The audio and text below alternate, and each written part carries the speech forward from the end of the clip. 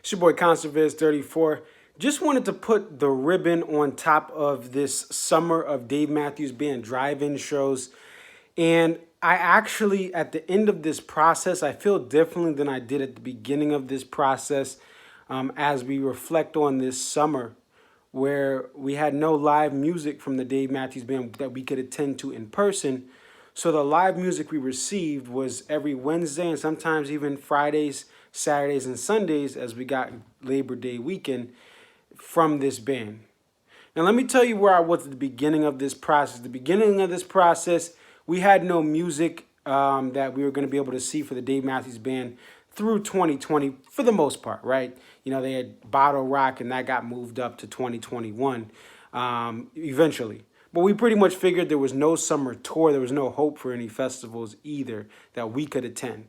So the Dave Matthews Band decided to do a drive-in series where every Wednesday they were going to show a concert from DMB Pass. And then they would have an awesome cause that you could donate to help raise funds for various organizations that are helping people during this time of shutdowns and pandemic and even of social injustice, right?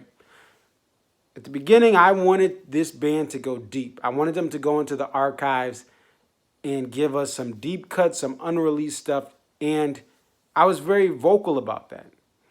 Now, as these weeks went on, we got a lot of stuff from 18 and 19 for sure that I wasn't too thrilled about, although there were some awesome moments, the Hartford show, and some various songs like the Deer Creek. Some of the songs like Fool to Think were awesome to be able to visually see and hear. And we got an awesome Des Moines, Iowa show as well with the Stone being brought up at that show, which was awesome. With all of that said, right, I was pushing still more and more. Give us something that's from 2001 or 1998 or 2005. Or no, not 2005. Never. Forget 2005. Give us something from '06 that just had never been released. It's not even on live tracks. But they didn't really do that, right? The only unreleased shows we got were really, in theory, they hadn't been released on audio or video. They were some various shows from 18 and 19. But now that I look back, that is not a big deal to me. Because what this drive-in did is it gave us something to all rally around. If you had the time, if you wanted to watch this show, you could watch it. In some weeks I didn't watch it, right? I didn't watch some of the shows from 18 and 19 outside of the Hartford and even the Des Moines, Iowa show. I didn't see that full thing live, right? I checked back and saw pieces later. But that's okay. Some people wanted to see these full shows. That was a show they went to. It was a show they proposed to someone, and they enjoyed it. So the people who wanted to see it saw it, and there were some awesome social media exchanges. There were some commentaries on the forums that be with Dave Matthews Band fans that were cool. We all had this moment every Wednesday and even on the weekend for the Gorge where we could all talk about what we were seeing during the show and after the show. And that's what this thing did. And I think that overall they did a great job, even though they did not fulfill my initial wishes. This was something that we got to experience every Wednesday if we wanted to.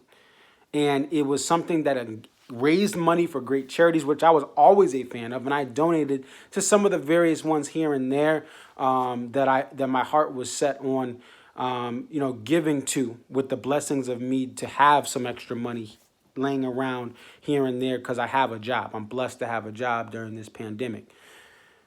And I think that the band itself, they don't need to do anything else for the rest of the year as far as these drive-ins. They can if they want to. I'll take a show. But I think that right now they gave us a lot of content, right?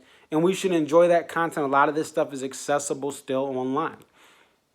But I think that the less is more, that the more that we get from this band in 2020, it's going to show how they're not Fish, they're not the Grateful Dead.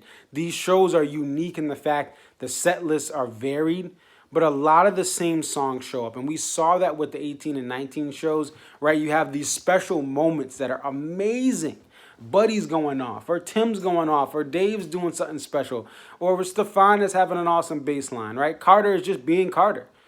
But the shows from 18 and 19, they're so similar when you sit back and watch it. When you're at a show and you're at that moment of being in the crowd, there's nothing like it. But when you sit back and watch 4 or 5, 18 or 19 shows, it's all the same. I mean, it really is all the. How many bridge too muches were there, right? Or so much to say bridge, or so much to say bridge too much. Like, I think half the shows had that in it. And I love that jam. I love that breakdown. But when you look at the 18 and 19 shows, even some of the older shows, there's not much variation on what you're going to get. And that's why this band, I think, kind of slow drips their content. Because in order to enjoy it fully, you can't just give away every single show from this band. You would see the repetitiveness, even with the unique playing style and the fact that most bands don't even do what this band does. You know, the Fish, the Grateful Dead type set list is extremely rare. You know, you're talking a very small percentage of artists who do that. But overall, this was a great experience every week that I got to see it.